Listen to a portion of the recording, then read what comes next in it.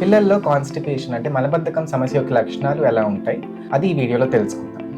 నమస్తే, నా పేరు doctor Vaibhav Venkatesh, consultant paediatric gastroenterologist and hepatologist, rainbow children's hospital, Vijayawada.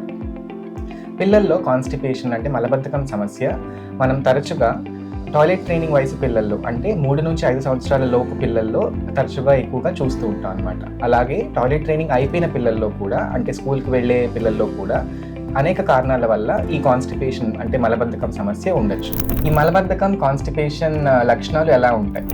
వారంలో 3 లేదా అంతకంటే తక్కువ సార్లు మోషన్కి వెళ్ళడం, మోషన్ వెళ్ళినప్పుడు చాలా గట్టిగా హార్డ్గా అవ్వడము, లేదా మోషన్ వెళ్ళినప్పుడు బాగా నొప్పి రావడము, మలద్వారం నుంచి రక్తం రావడం, బ్లడ్ స్టెయినింగ్ మోషన్ అయినప్పుడు కానీ, లేదా పిల్లవాడు మోషన్కి వెళ్ళకుండా కాళ్ళు ముడిచి ఆపుకోవడము అలాంటి బిహేవియర్స్ ఏమైనా చేస్తున్నప్పుడు కానీ, అలాగే బరువు పెరగకపోవడము, సరిగ్గా తినకపోవడం, లేదా బాగా ఎక్కువగా వాంతులు అవ్వడము, పొట్ట ఉబ్బిపోవడము, అసలు బరువు పెరగకపోవడము, ఫీవర్ ఇలాంటి లక్షణాలు ఉన్నప్పుడు వెంటనే డాక్టర్ సలహా తీసుకోవడం ఉత్తమం.